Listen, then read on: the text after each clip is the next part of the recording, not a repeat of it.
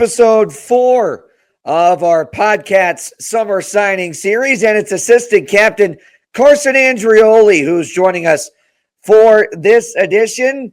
I know how pumped all of us are. I know how pumped all the fans are to have you back for your second full year here in Blue Ridge. If you do the math, 2 3/4 year with when you came over from Columbus there in year one. But again, we are absolutely stoked to have you back. I know the fans feel the same way. So tell us how Carson Andreoli feels about coming back for year 2 here in Blue Ridge.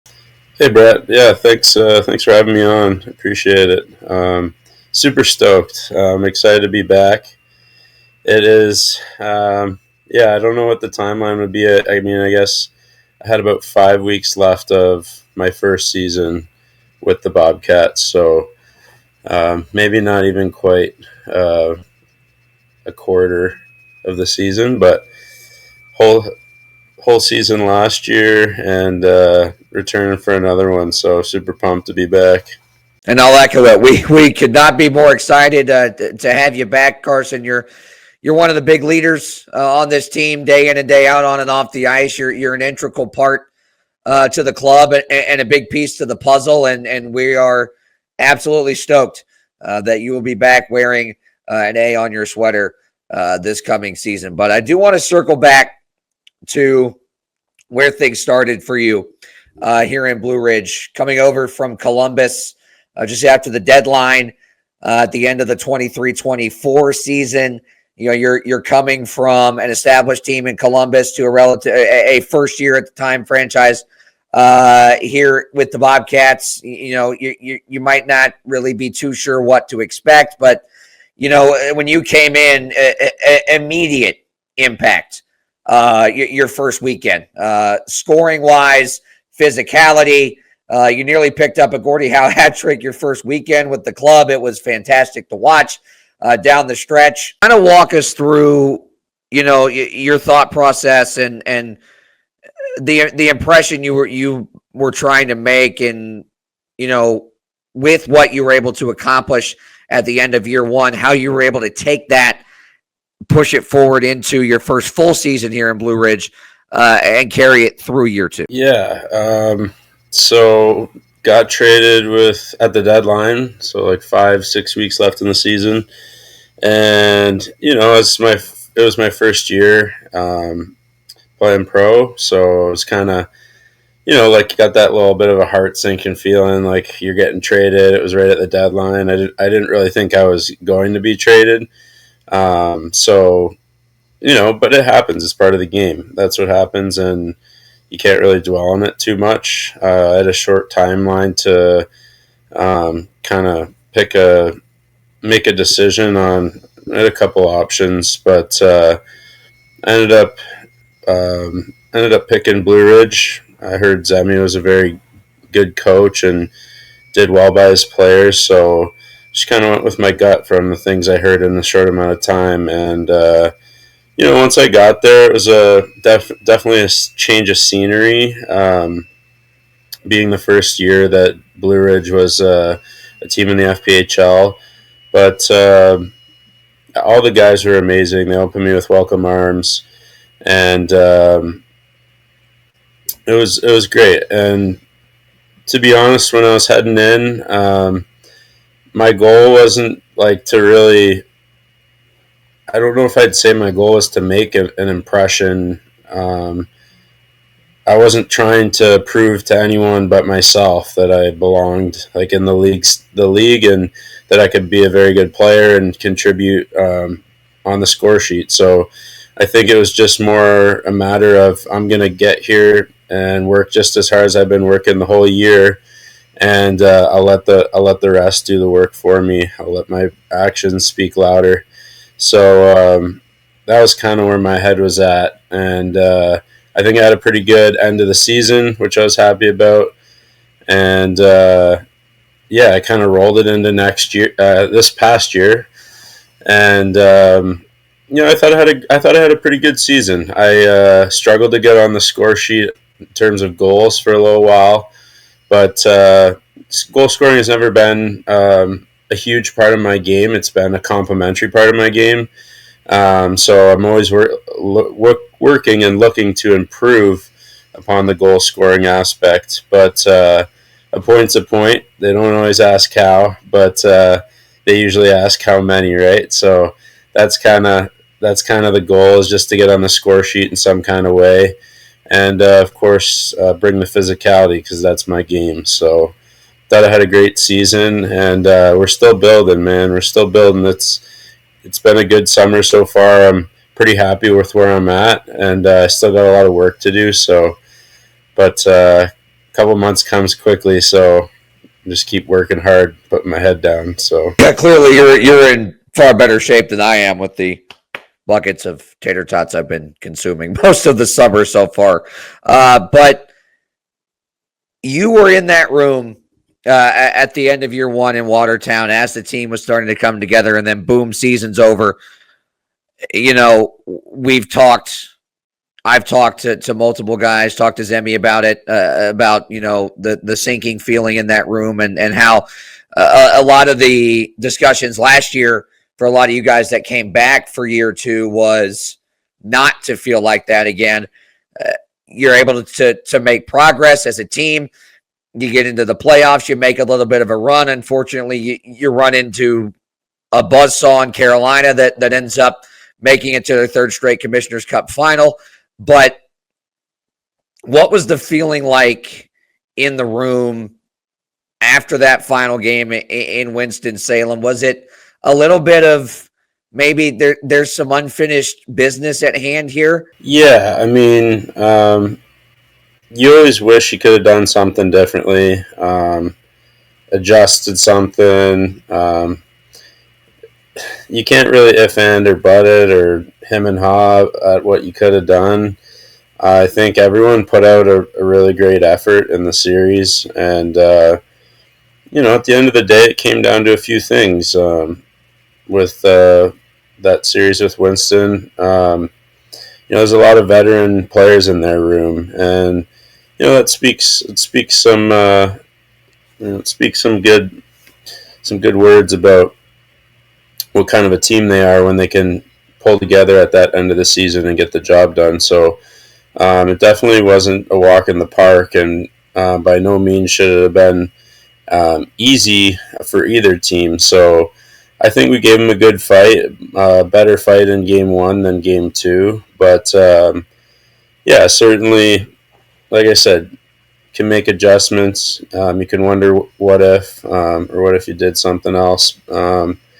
But I think for the most part, everyone kind of laid it all out there, and certainly the effort was there all around. So just go back to the drawing board, and you know, like I said, they had a very veteran team. I think every year that we all kind of get together again and play together, put the team back together, the band back together, if you will.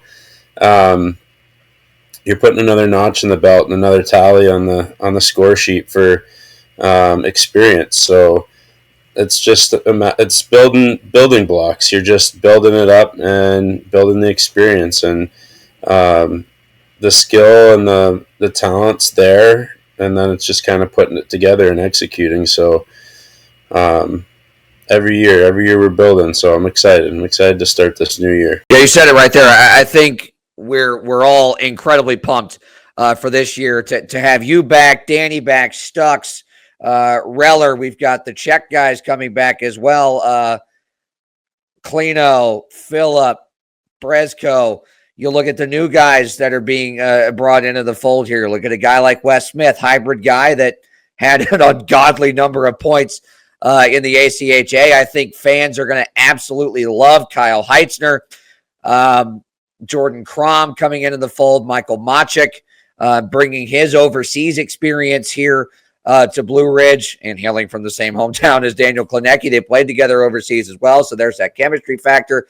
There's a lot to love about the team that's being built, and when you kind of mesh that to the core and the mentality that's been built in the room that Danny Martin touched on back in our first episode, the culture of how fun it is for you guys to play together.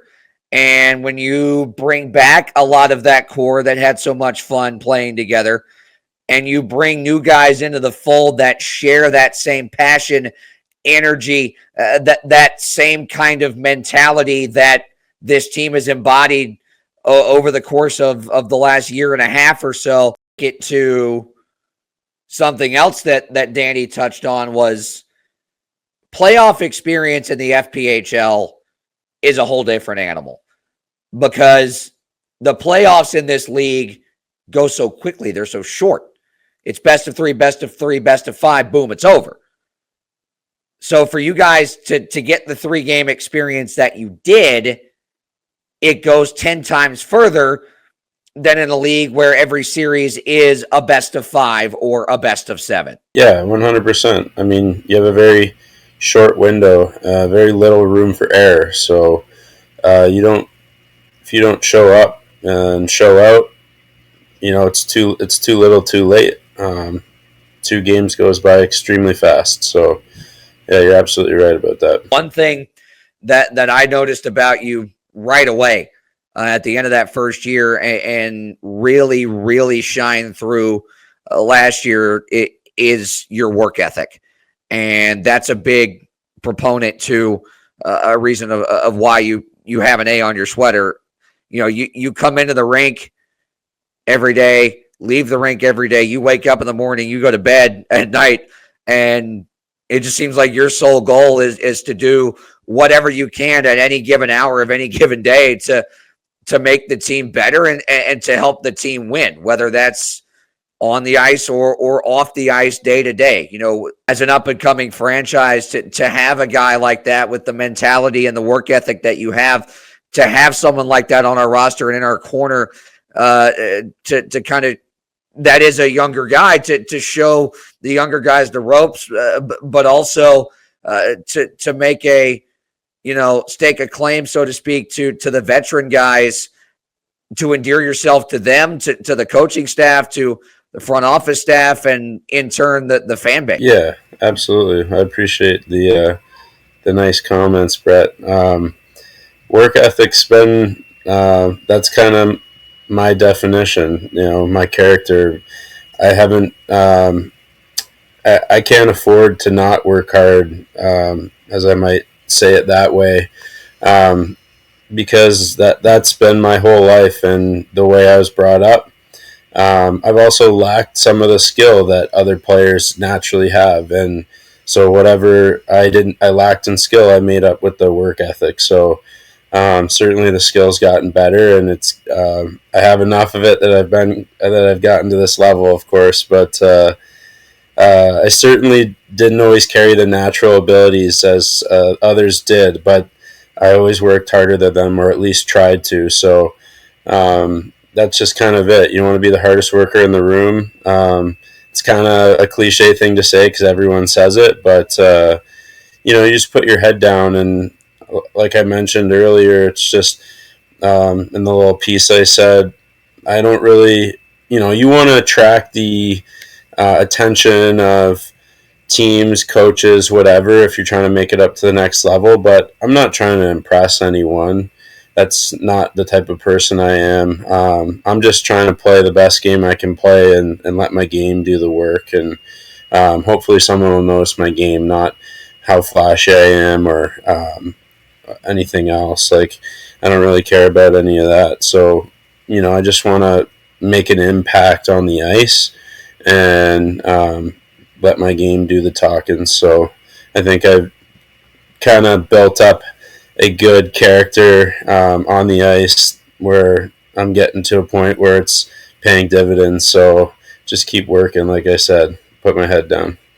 I think you described it perfectly right there. Your game is so well-rounded and rooted in being full 200 feet. And, along with work ethic, the big thing that many of us noticed, that I noticed right away, was you are a full 200-foot player, and you never take any second of a shift off. Your foot is all the way on the gas pedal. Pedal is to the floor for the entire duration that you're out there on the ice at any given moment. You're going 110%, 100 miles an hour, and using that high hockey IQ of yours. What is your mindset game night in, game night out, going into a contest of how important the little things are to the eventual, hopefully successful winning outcome that night?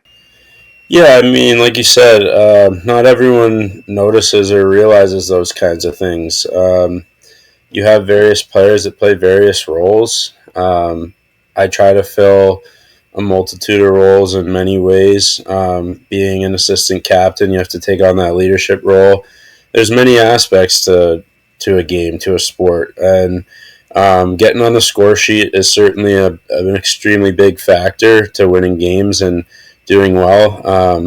But yeah, there's a lot of stuff behind the scenes that go a long way and make an impact in the game. Back checking the full length of the ice, not taking a stride off.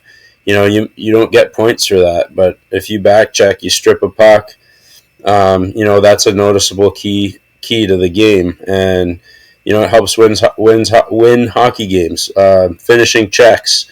You're putting yourself on the D side of the puck when you finish your check, and you're allowing them to not get in front of you, right? So, I mean, some of those things are stats. They can be tracked, but they're not a score sheet stat, right? They don't go on your elite prospects. They're not usually looked at further than in-season game for analytics standpoint. So, those types of things make all the difference, and 200-foot players are something that are pretty valuable.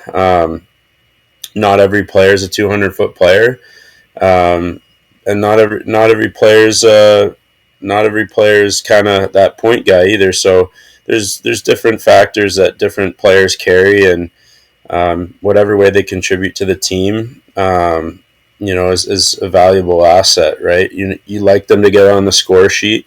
Of course, that matters. I kind of laugh because growing up, I never got too many points throughout seasons, and it's always something like you're like, oh man, like I want to get more points. I need to get more points, and sometimes people are like, oh well, the points don't always matter. You're a 200-foot player. It's tough. It's tough to say that because they do matter. But they're not the end-all and be-all. Like, I think you can be a 200-foot player that contributes on the score sheet, is a physical player. Kind of describing myself here, but yeah,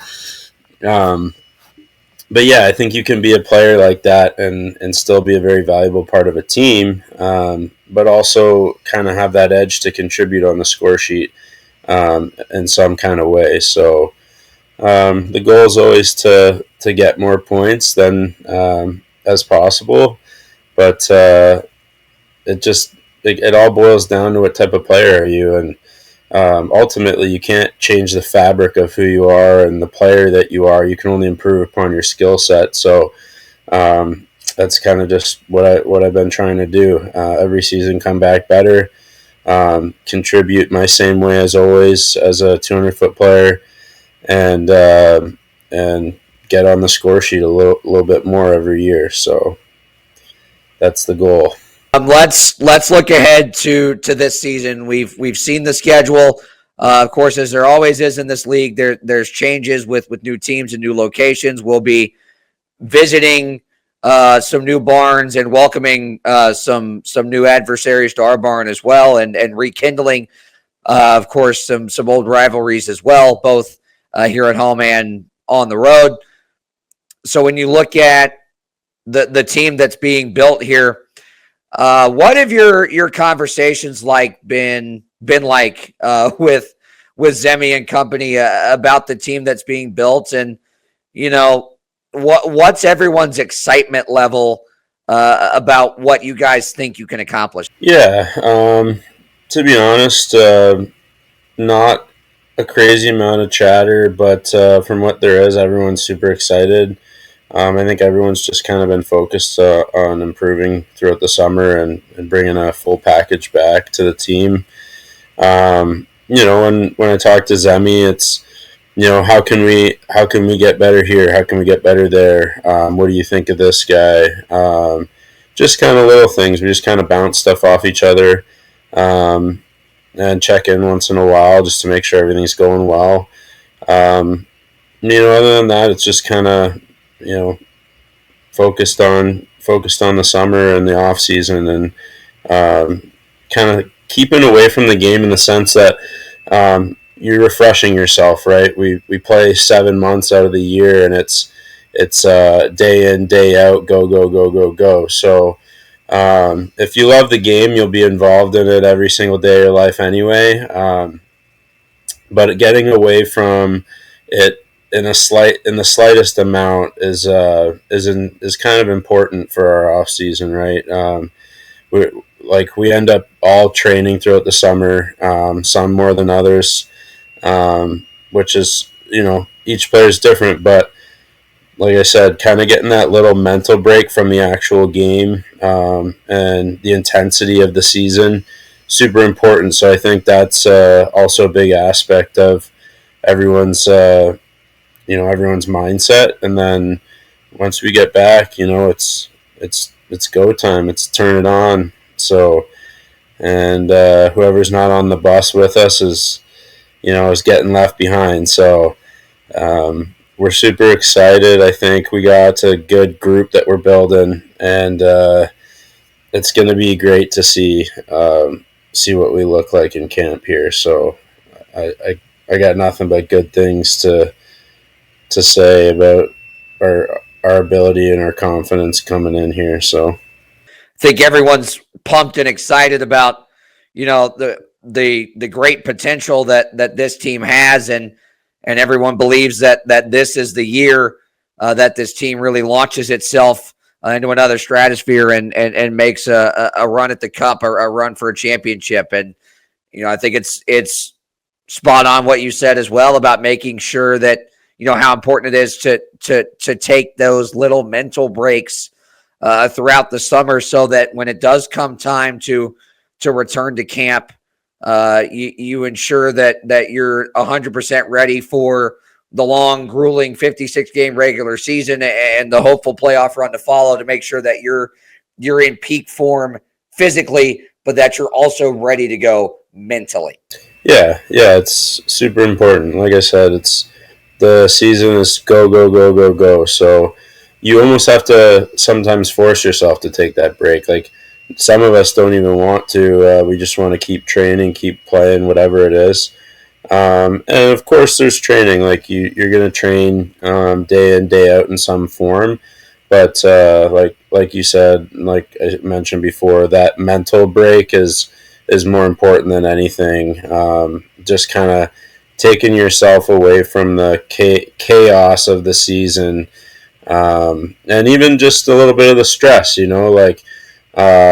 Did I perform well that night, or am I going to perform well this weekend? The summer and the off season, it's the stress of performing well from a game standpoint's not there, and you can just focus all your energy on improving your game instead of wondering if you're going to do well or trying to fix things throughout the week for the next weekend. Different focuses, different energies. So yeah, it's kind of a good thing to step away from that in the mental aspect. With the opportunity to make a statement opening weekend to the rest of the league that you guys are contenders, and that's the goal for the entire season. How stoked are you to come home here to Hitachi Energy Arena, play in front of these fantastic fans, in front of a full barn opening weekend, and have a chance to make a real statement against a team the caliber of Columbus? Yeah, it's I think it's gonna be a phenomenal season opener. I'll be definitely the best one yet. What's really cool is just the growth that our team's had since its inception, right? You put this hockey team in this small town where hockey is really not very well known, and no one really knows about it. And we're not the big leagues, so it takes a little bit of time to catch and grab momentum, but we certainly did that this past year. We started to catch, and the snowball is rolling downhill. And I think we're gaining a lot of fans, and even just spectators that come in here and there that are enjoying a new sport to watch. And having a live professional sport close by is something that not a lot of people have access to. And I think it's really cool that we can put on, some great games for these fans that we've been building, and some entertainment. Like it's all an entertainment business as well. We're playing hockey, but there's a two-way street with that, and putting on a good show, playing well for the fans is just as important for them as it is for us on the score sheet, putting up good games and putting up points. So. We always hope to do well, but it's kind of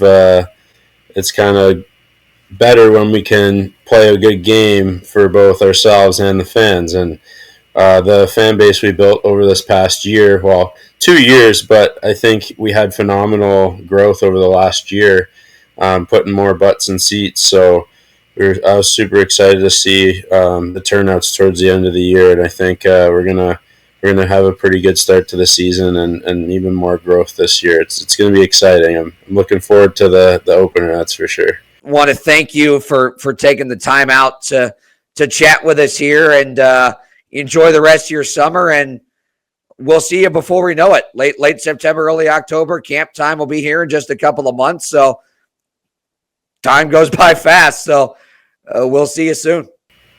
Yeah, I appreciate you having me on, Brett. And we'll see you sooner than we all know it. Time flies.